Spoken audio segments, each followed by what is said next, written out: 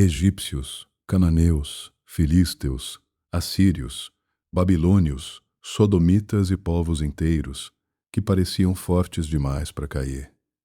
A Bíblia registra vários desafios diretos contra Deus, e o mais pesado nisso tudo é que quase nenhum caiu de repente sem contexto. Antes do colapso, vieram avisos, sinais, profetas e oportunidades ignoradas. Isso é importante desde o começo. Na Bíblia, desafiar Deus não significa só falar contra Ele. Significa resistir, endurecer, zombar e persistir. Neste vídeo, vamos passar por alguns povos que desafiaram a Deus e entender o que aconteceu depois de cada confronto. 1. A geração do dilúvio. Antes de existir Israel, templo ou monarquia, a humanidade inteira já havia entrado num estado profundo de corrupção moral. Gênesis descreve um cenário devastador. A maldade se multiplicava sobre a terra, e a imaginação do coração humano era continuamente má. Não era pecado isolado. Era um mundo inteiro organizado em torno de violência, desordem e rebelião. Como se o mal tivesse virado a atmosfera. Deus enviou aviso, levantou Noé como pregador de justiça e deu tempo. Mas aquela geração tratou a paciência divina como se fosse fraqueza. Então veio o dilúvio. O povo que vivia como se nada pudesse julgá-lo viu o mundo inteiro desabar em água e silêncio. 2. Sodoma e Gomorra. Essas cidades se tornaram símbolo permanente de um povo que normalizou perversão, arrogância e violência sem qualquer constrangimento. O clamor contra elas havia subido diante de Deus. O pecado não era escondido. Já definia a cultura, o ambiente e o reflexo coletivo. Quando os mensageiros chegaram, a reação dos homens da cidade confirmou tudo. A maldade havia deixado de ser desvio e virado identidade. Abrão ainda intercedeu, tentando encontrar justo suficiente. Mas nem esse mínimo apareceu. Então fogo e enxofre encerraram a história da região. O povo que desafiou Deus, como se sua cidade fosse intocável, acabou virando lembrança permanente de que estabilidade não cancela juízo. 3. O Egito de Faraó. O Egito era império. Riqueza, engenharia, religião, exército e poder absoluto diante de um povo escravizado. Faraó não apenas recusou libertar Israel, ele endureceu o coração repetidamente, mesmo depois de sinais claros e advertências cada vez mais severas. Então começaram as pragas: água em sangue, pestes, trevas, granizo, gafanhotos e, por fim, a morte dos primogênitos no Egito. Cada golpe atingia a economia, a religião, o orgulho nacional e a sensação de controle de um povo acostumado a dominar sem ser questionado.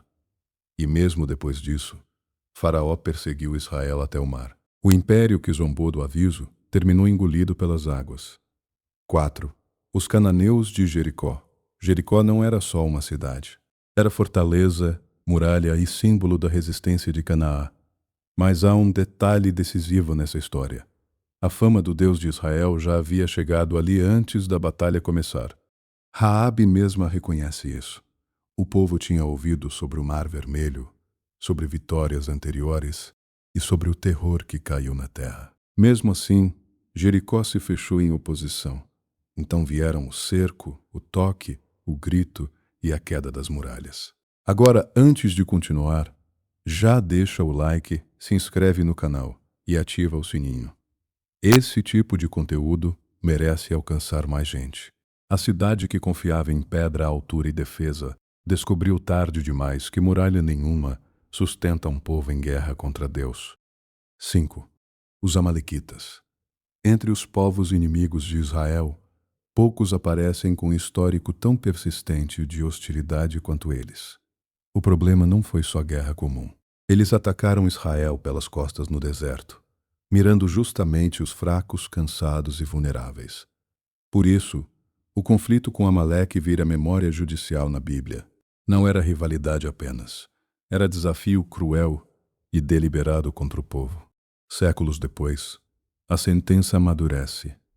O povo que atacou covardemente e persistiu como inimigo recorrente, entrou na rota do juízo histórico. O que aconteceu depois foi ruína progressiva. Sobreviveram por um tempo, mas acabaram esmagados e apagados como força dominante da região. 6.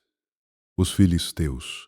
Eles aparecem várias vezes desafiando Israel, zombando do Deus de Israel e confiando na própria força militar.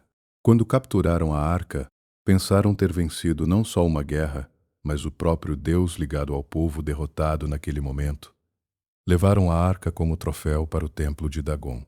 Parecia vitória religiosa, política e militar ao mesmo tempo. Mas então o ídolo cai, a cidade é atingida, o pânico cresce e os filisteus percebem que haviam mexido com algo maior. O que aconteceu depois foi humilhação pública. O povo que tentou reduzir Deus a objeto conquistado precisou devolver a arca sob medo. 7. Os assírios diante de Jerusalém. A Assíria era máquina de guerra, terror psicológico e conquista sistemática de nações inteiras. Senaqueribe cercou Jerusalém como quem repetiria um roteiro já conhecido. Intimidação, arrogância, blasfêmia e certeza de vitória diante do inimigo. O erro deles foi tratar o Deus de Israel como apenas mais uma divindade local entre tantas já esmagadas pela expansão assíria. Então veio a noite decisiva. O anjo do Senhor feriu o acampamento e milhares caíram sem que Jerusalém precisasse travar combate normal. O povo que parecia imparável descobriu de uma vez que uma cidade pequena com Deus não é igual às outras. 8. Babilônia. Aqui existe uma diferença importante. Babilônia foi usada como instrumento de disciplina, mas depois também entrou sob juízo. O império começou a se enxergar como definitivo.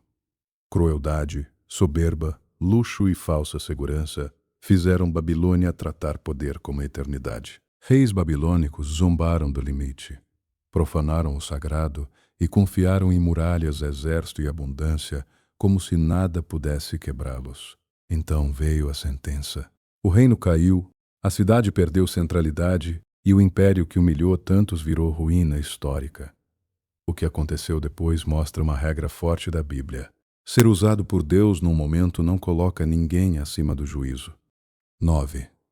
Os povos da terra nos dias de Noé, de Sodoma, do Egito, de Canaã e dos grandes impérios têm algo em comum. Todos desafiaram Deus de maneiras diferentes. Alguns com violência aberta, outros com arrogância política, outros com idolatria, opressão ou deboche persistente. Mas quase todos cometeram o mesmo erro central. Confundiram demora com ausência, aviso com fraqueza e paciência divina com incapacidade de agir. E é isso que torna essas histórias tão pesadas. O colapso parece repentino só para quem ignora tudo que veio antes. Na Bíblia, Deus raramente julga sem contexto. Primeiro vem sinais, acúmulo moral, endurecimento e repetição do mesmo desafio contra ele. Depois, quando o limite é alcançado, o juízo pode atingir cidade, reino, exército, dinastia ou civilização inteira de uma só vez. Alguns caíram por água, outros por fogo, espada, peste, colapso militar, humilhação pública ou perda total do próprio centro de poder. Mas em todos eles há a mesma mensagem. Nenhum povo é grande demais, rico demais ou protegido demais para desafiar Deus sem consequência. Isso não fala só de guerras antigas. Fala da ilusão humana de pensar que força, estrutura e fama bastam para sustentar injustiça. Porque quando um povo transforma a maldade em sistema, opressão em costume e arrogância em identidade, o problema já ficou muito maior. E quando esse problema amadurece, a Bíblia mostra que o que acontece depois não é simples derrota, é juízo com memória. Se esse conteúdo abriu seus olhos para esses confrontos bíblicos, compartilha com alguém, deixa o like e se inscreve no canal.